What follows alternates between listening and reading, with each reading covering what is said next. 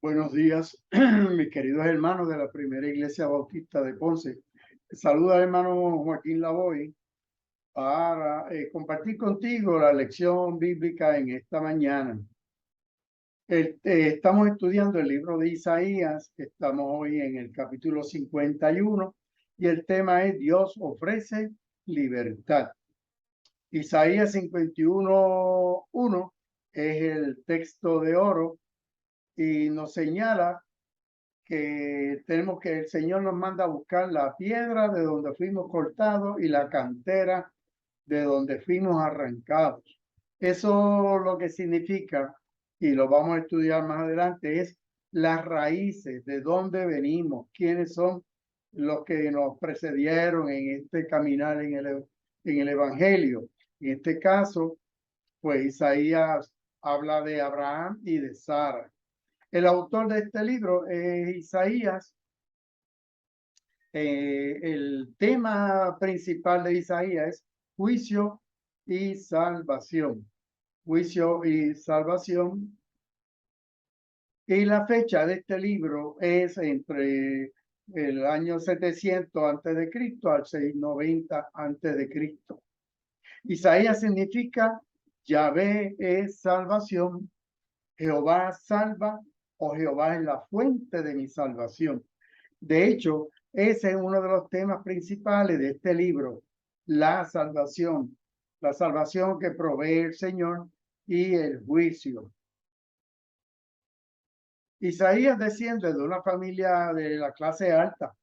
Él era acomodado económicamente, era un hombre culto, tenía dones de poeta, de profeta, estaba familiarizado con la realeza, casado con una profetisa y tiene dos hijos, cuyos nombres contienen un mensaje simbólico para la nación.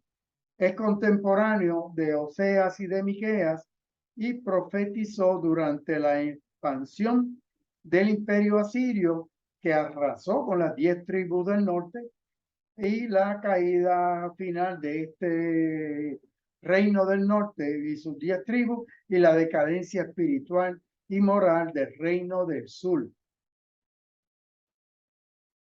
A Isaías se le llama el profeta evangélico, porque de todos los libros del Antiguo Testamento, sus profecías mesiánicas contienen la declaración más completa y clara del Evangelio de Jesucristo. Por eso se le llama el Evangelio según Isaías. Su visión de la cruz en Isaías capítulo 53, que es un capítulo que tenemos que estudiar con detenimiento, es la profecía más específica y detallada de toda la Biblia acerca de la muerte expiatoria de Jesús por nosotros los pecadores. Es el más teológico y extenso de todos los libros proféticos del Antiguo Testamento. Retrocede en el tiempo a la creación de Dios, de los cielos, la tierra y el ser humano. Eso es en Isaías 42. Pero sin embargo también mira hacia adelante, hacia la consumación de la historia, la consumación de los tiempos, donde se habla de una creación de un cielo nuevo y una tierra nueva, que esto lo vamos a ver en la clase de hoy, en Isaías 51, que compagina con el Apocalipsis y la epístola del apóstol Pedro, donde habla de ese cielo nuevo y esa tierra nueva. Contiene más revelación acerca de la naturaleza, la majestad y la santidad de Dios que ningún otro libro profético del Antiguo Testamento. El Dios de Isaías es santo, todopoderoso, que el que juzgará el pecado y a la injusticia entre todos los seres humanos y todas las naciones.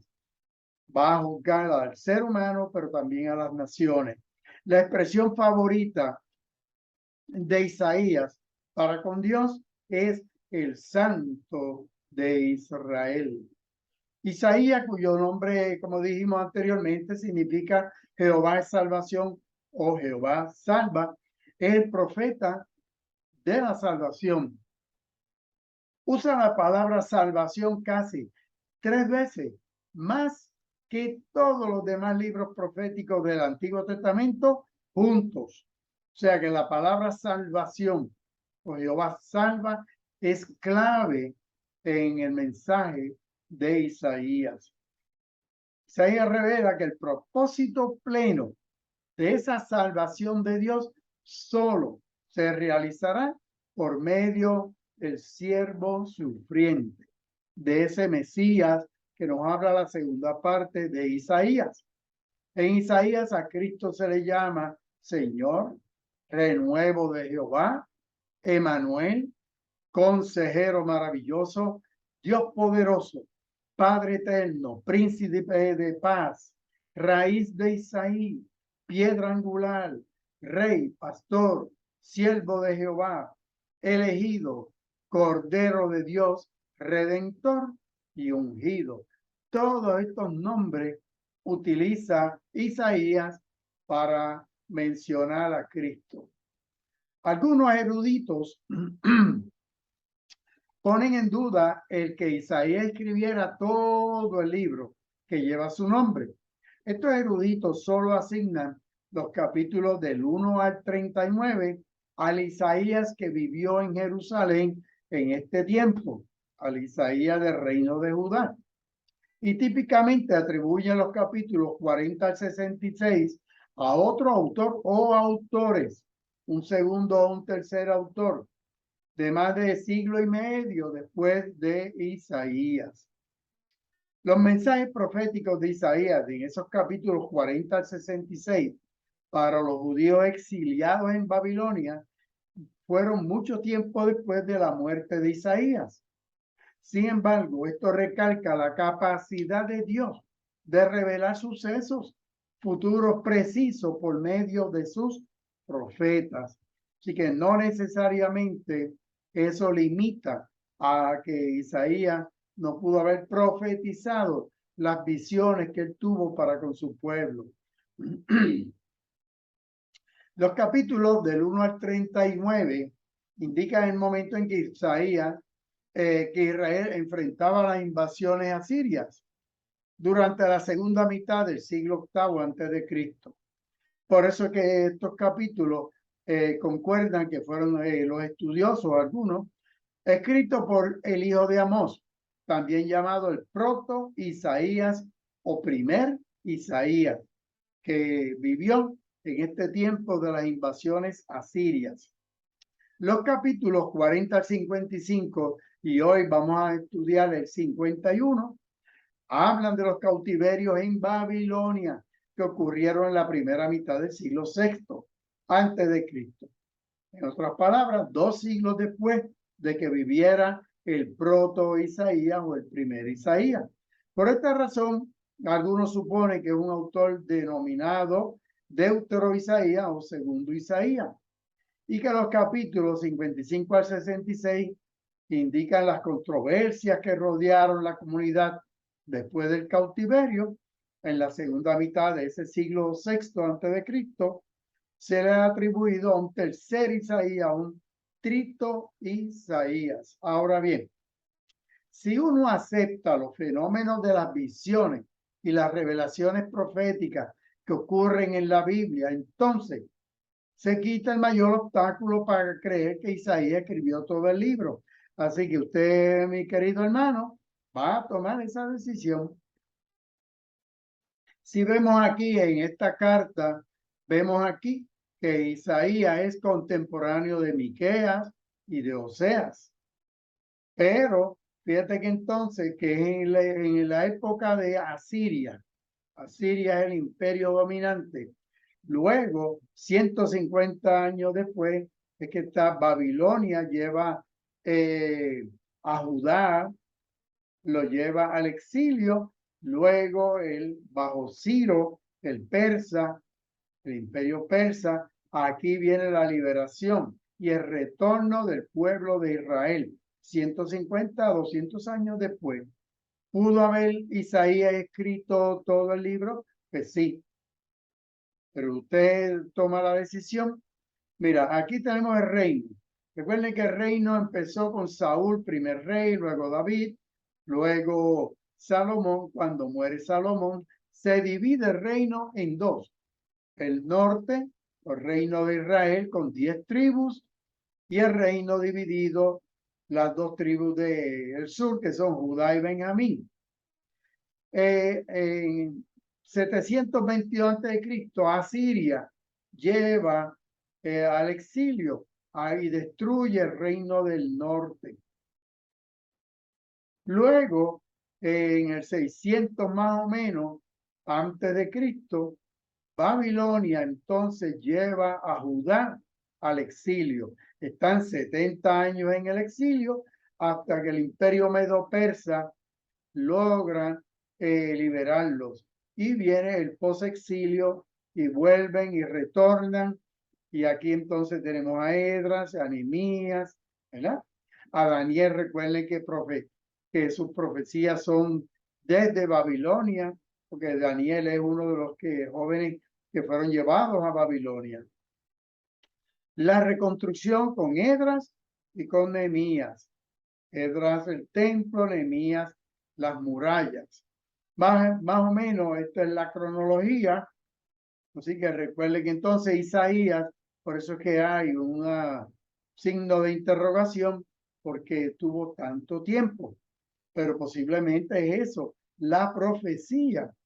Primero los asirios, luego el imperio de Babilonia, luego el imperio persa, luego el imperio griego, y en el tiempo de Jesús, porque el imperio griego es 300 años antes de Cristo, luego el imperio romano. Los rollos del Mar Muerto, ¿qué nos han dicho los rollos del Mar Muerto? El Mar Muerto es cerca de Jerusalén, es un lago de agua salada. En el 1947 allí se encontraron en unas cuevas lo que se llaman los rollos del Mar Muerto. En una de esas cuevas se encontraron muchos de los escritos de esta secta, los esenios, que fueron arrasados prácticamente por los romanos. Y allí se descubrieron textos bíblicos con casi 1000 años más antiguos que los textos que previamente se conocían. En otras palabras, en el 1947, hasta esa época, los libros de Isaías que se tenían eran del año 1000, 1100 más o menos de la era cristiana. De momento se encuentran un rollo de Isaías que tiene 1000 años más antiguo. Y lo grande de esto es que en esos 1000 años no hay ninguna variante, vamos a decir, grandes entre una copia y las otras. Así que estos manuscritos demuestran la fidelidad de estos textos posteriores. Casi 1000 años sin cambio significativo. Esto es Jerusalén y esto es Qumran. Esta área aquí, este es el Mar Muerto. Aquí desemboca el río Jordán, el Mar Salado. Estas son parte de esas cuevas. Se han seguido descubriendo en esas cuevas rollos, en estas tinajas. Y aquí se encontró el rollo de Isaías completito. Cuando era joven, Isaías recibió la vocación profética en el año de la muerte del rey Usías, probablemente en el 740 a.C. ¿Qué edad tenía este joven? 20 años, básicamente, tenía Isaías cuando el Señor lo llamó al ministerio profético. Comienza Isaías 1:1 diciendo que tuvo una visión, una chazón de Isaías, hijo de Amós, acerca de Judá y Jerusalén y de los reyes de Judá. El chazón es una vista, un sueño, una revelación, una profecía. Poco después de su llamado, se casó y su esposa también era profetisa. Por eso se le dice en Isaías 8:3 que era profetisa. Así que un muchacho joven, se casa joven, su esposa también es profeta. De este matrimonio nacen 2 hijos y él les puso unos nombres simbólicos en el 7:3 y el 8:3, en donde se habla pues precisamente de juicio y de salvación. Son los 2 nombres de los hijos de Isaías. Son nombres simbólicos porque ese es el mensaje principal del libro de Isaías. En Isaías 6:1 dice que en el año que murió entonces el rey Isaías, él tuvo otra visión, vio un trono alto, sublime, y allí vio al Señor. Este rey Usías murió de lepra por tratar de realizar los deberes del sumo sacerdote. Él dice en el 6:2 que vio unos serafines, unos ángeles alados de fuego que permanecían por encima de él. Tenían cada uno 6 alas. 2 cubrían el rostro, 2 cubrían los pies y con 2 volaban. Y decían, Santo, Santo, Santo, Jehová de los ejércitos. Kadosh es el santo, Yahvé Sabaoth, Jehová de los ejércitos. Toda la tierra está llena de su cabot, de su gloria. Cabot es el esplendor, la gloria, la honra, la majestad, el poder de Dios.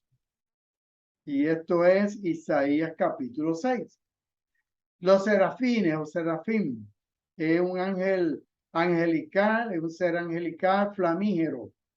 La raíz del verbo seraf significa encender o quemar. Por eso es que entonces se les llama ángeles con un color amarillento, una apariencia de flama. Parece una llama en movimiento. Isaías profetizó el nacimiento milagroso del Mesías, quien sería verdaderamente humano, Isaías 9, y a la vez un Dios fuerte, Isaías 9:6, cuyo reinado universal de perfecta justicia y paz se cumpliría solamente en Cristo el Señor. Así que en los primeros 39 capítulos ya profetiza acerca del Mesías. Ya en los capítulos 50 y tanto, ya nos habla entonces, especialmente el 53, del siervo sufriente. Isaías insistió repetidamente en la necesidad de una fe en Dios, tanto en la vida personal como en la vida pública y política de la nación. Por eso se le llama el evangelista del Antiguo Testamento o el Evangelio según Isaías, por esta fe personal en Dios. La tradición judía recogida en el Talmud dice que Manasés, el rey Manasés, lo mandó a matar, lo mandó a cortarlo por la mitad con una sierra. Algunos dicen que esta tradición carece de fundamento. Probable su muerte tuvo lugar en el año 701 antes de Cristo. Sin embargo, la epístola el Nuevo Testamento a los Hebreos habla de que algunos de los mártires fueron aserrados y se piensa que esto es referencia a Isaías y hay un libro apócrifo, se llama El Martirio de Isaías, que aunque no es mencionado en la Biblia, es una escritura judía del siglo I después de Cristo y cuenta de ese evento donde Isaías es cortado por orden del rey Manasés. Aunque no es bíblico, la literatura apócrifa judía de ese tiempo, de la época cristiana, habla de esto. Y posiblemente estos aserrados que nos habla la epístola a los Hebreos es referente a esto. La lectura entonces bíblica de Isaías 51 del 1 al 8, que es la lectura de la clase bíblica en esta mañana. Pero antes de entrar al 51, que lo que nos va a hablar precisamente de dónde venimos, qué esperamos de Dios, cómo Dios convierte nuestros desiertos en jardines. Así que vamos entonces a leer un poco en Isaías 39. Dice Isaías 39 Isaías le dijo a Ezequías, al rey, oye la palabra del Señor de los ejércitos. Vienen días en los que en tú y tu casa y todo lo que tus padres atesoran será llevado a Babilonia. En otras palabras, Isaías capítulo 39, que sería el último capítulo del proto Isaías, ya nos está hablando de esa, de el cautiverio del pueblo del reino del sur, del rey de Judá, del reino de Judá, llevado a Babilonia. No quedarán una sola cosa, el Señor lo ha dicho. A los hijos que tenga y engendre se los llevarán a Babilonia, los convertirán en eunucos en el palacio del rey. En otras palabras, ya Isaías 39 nos está profetizando el cautiverio a Babilonia. El capítulo 51 del 1 al 23. Pues en el capítulo 51 comienza y nos habla de una consolación. Se escribieron estos capítulos durante los últimos años de la vida de Isaías.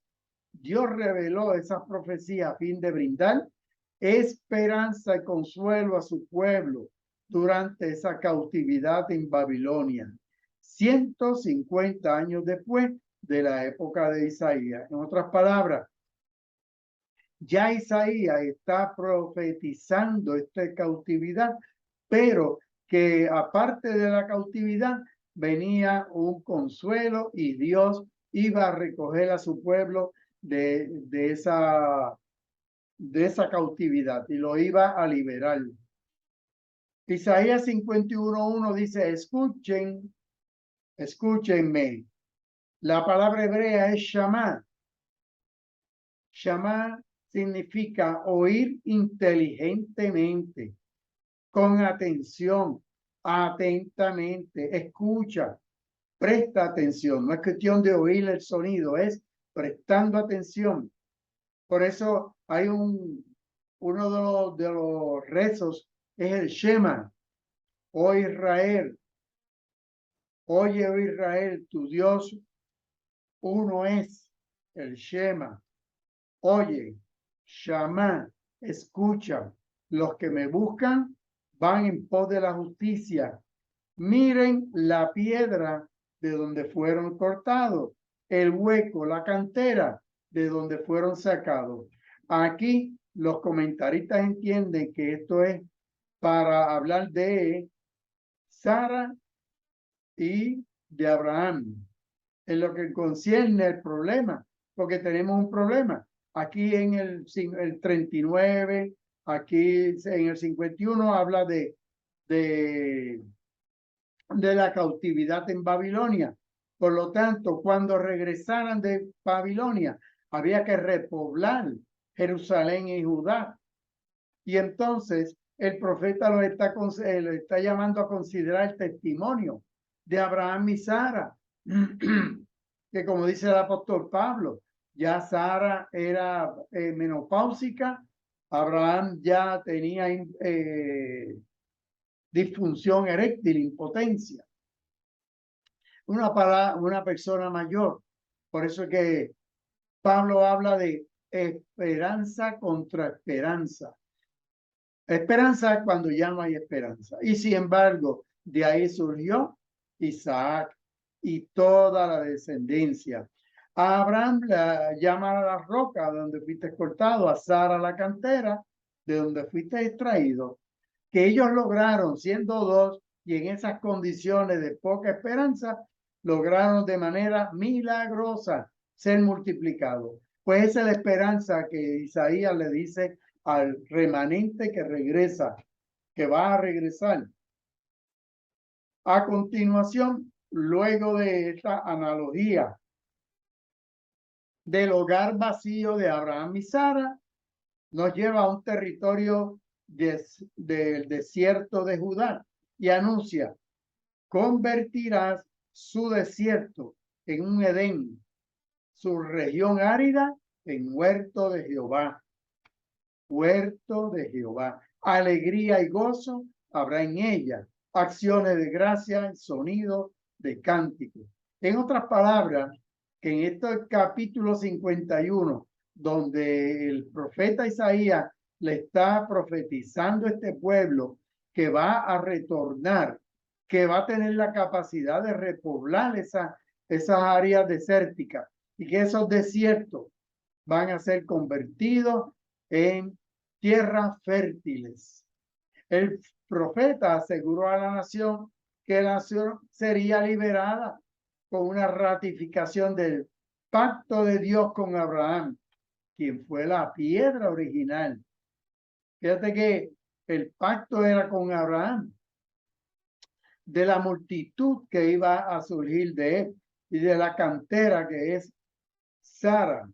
Abraham era un solo hombre. Dios multiplicó sus descendientes como lo había prometido en todos estos libros del Génesis. Así que miren a Abraham, su padre, miren a Sara, la mujer que los dio a luz, cuando él era uno solo y lo llamé, lo bendije y lo multipliqué. Esa es la esperanza que Isaías le está dando a este pueblo, que si Dios está en el asunto, no hay ningún problema. El verso 3, yo el Señor consolaré a Sión y consolaré todos sus páramos.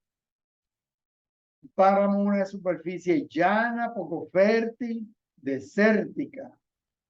Los sitios que no brindan abrigo ni brindan protección.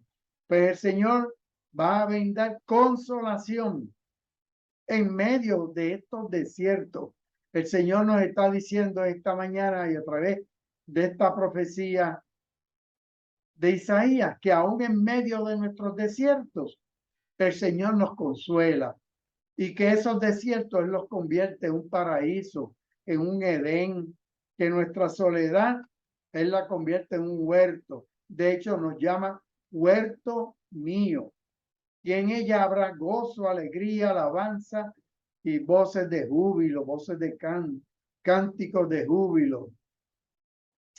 Así que esta es la profecía más importante en este momento para el pueblo de Israel, que ni sabía todavía que iba a ir a parar a Babilonia preso, pero para nosotros también, y para aquellos que estaban en Babilonia cuando leyeron las profecías de Isaías, tuvieron consuelo, tuvieron esperanza, y nosotros en medio de nuestro desierto tenemos esperanza.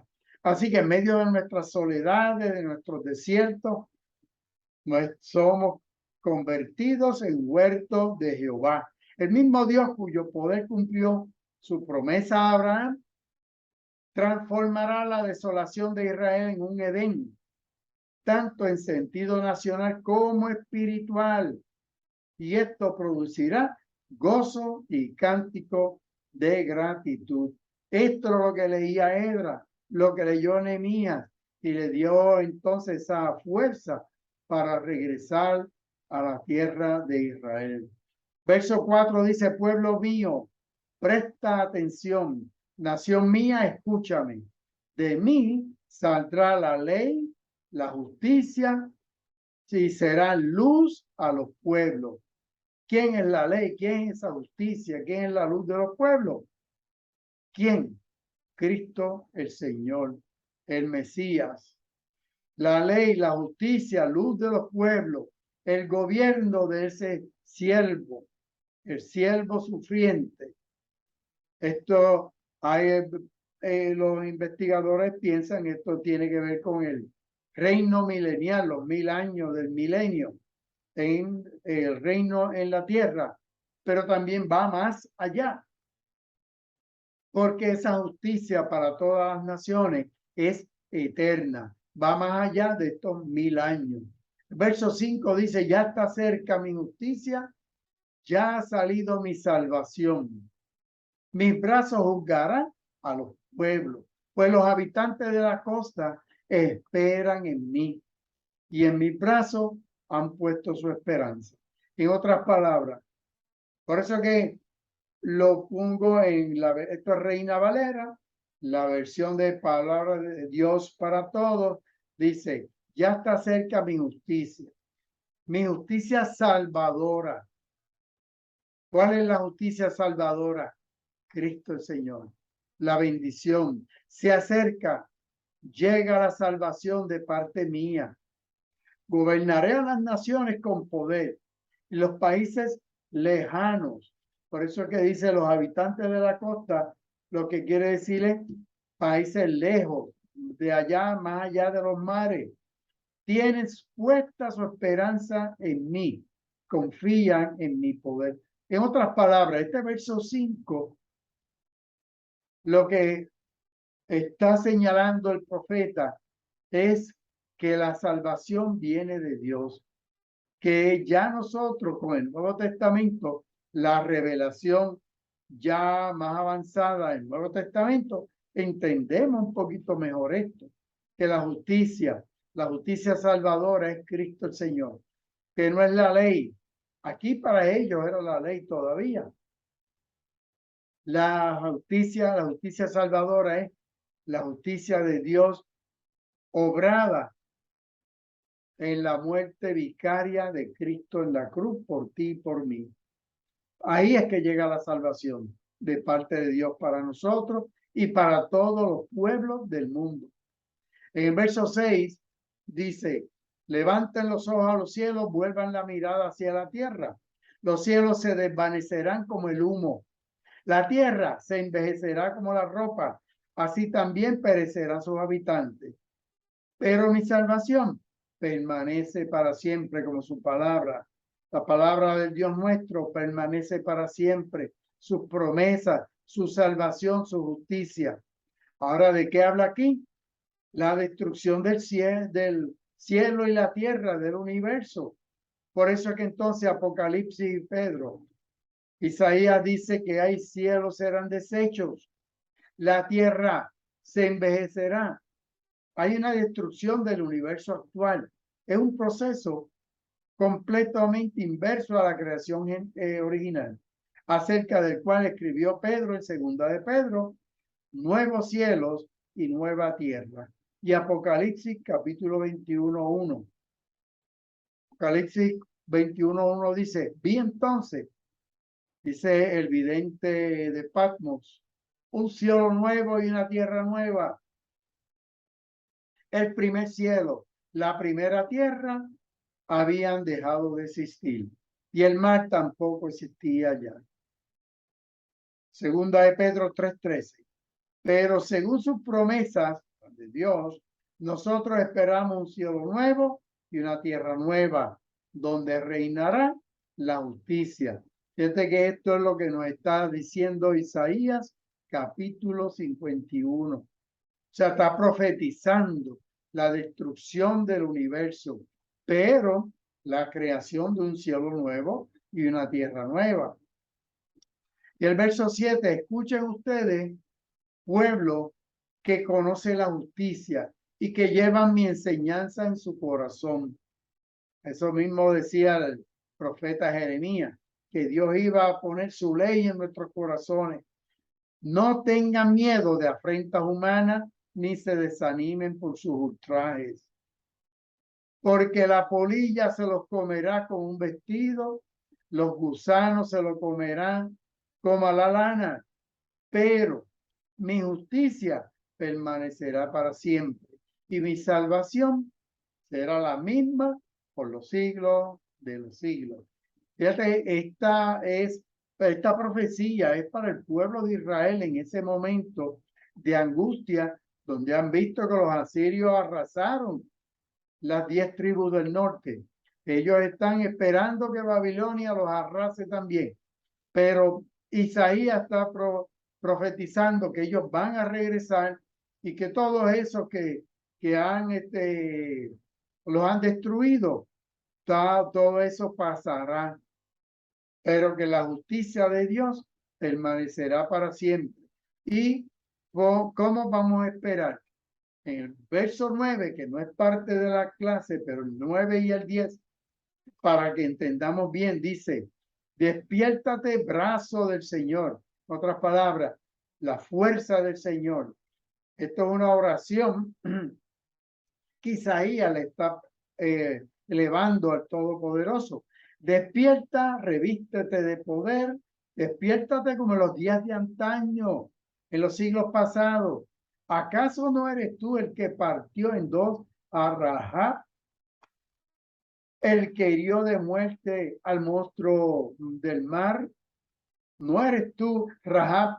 Es una forma de llamar a Egipto y, en este caso, a Babilonia, que eran los que habían abusado del pueblo de Israel, Egipto y Babilonia. Fíjate que entonces aquí habla del éxodo, porque va a venir un nuevo éxodo. ¿No eres tú el que secó el mar, las aguas del mar profundo? ¿No eres el que hizo del fondo del mar un camino para que por él pasaran los redimidos? Despiértate el brazo del Señor. En otras palabras, esto es dándole fuerza y esperanza al pueblo, porque ese Dios que los sacó de Egipto los va a sacar de Babilonia. Así que los enemigos de Israel perecerán, pero la salvación del siervo será permanente. La salvación del Dios nuestro, la palabra, la salvación que ofrece el Señor Jesucristo es eterna.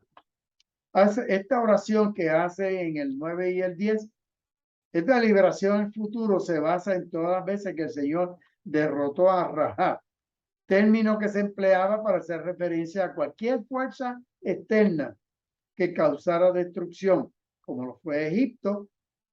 De hecho, en el Salmo 87:4 habla de esto, que el Señor destruyó y partió a Rahab.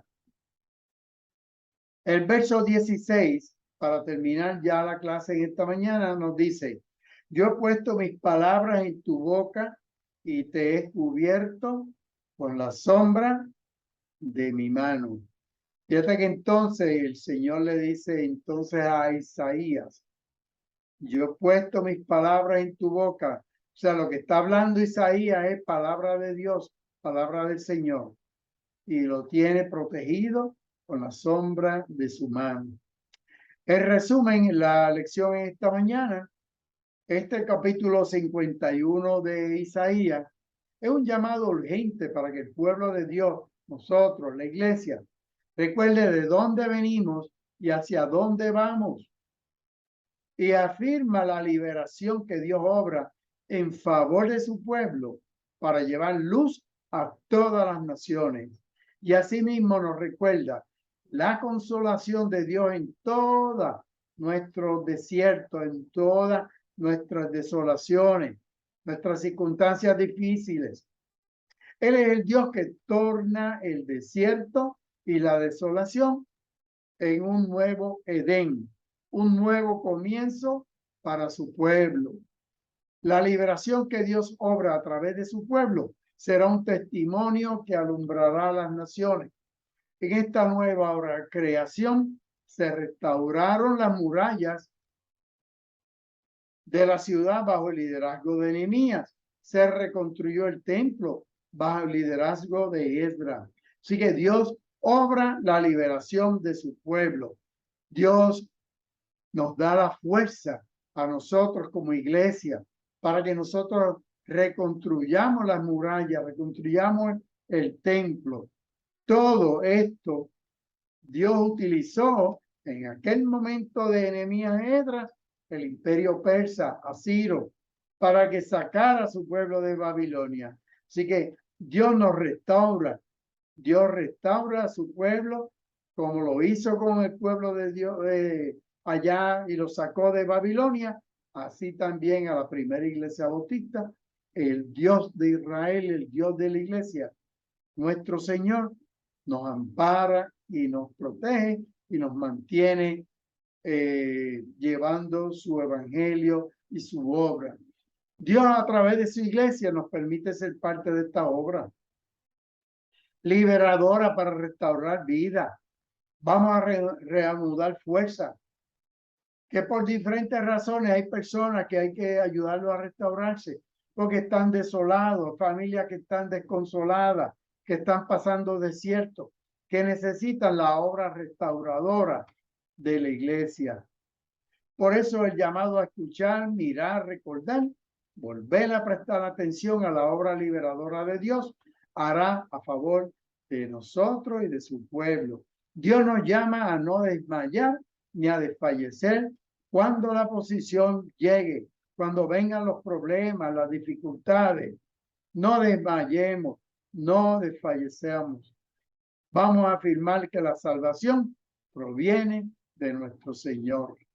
Vamos a orar. Dios liberador, sustentador y redentor de nuestras vidas. Gracias te damos por tu obra desde tiempos antiguos. Desde nuestros ancestros, quienes forjaron un camino para que nosotros siguiéramos tus pisadas, amado Salvador. Ayúdanos a estar atentos a tu voz, enseña e instrucción para nuestras vidas y para la vida de tu pueblo sobre la faz de la tierra. Permite que la luz de tu enseñanza sea compartida por generaciones y generaciones. En el nombre de Jesús, amén, Señor, y amén. Dios los bendiga, Dios les guarde. Desde la primera iglesia bautista de Ponce, te habló el hermano Joaquín Lavoy.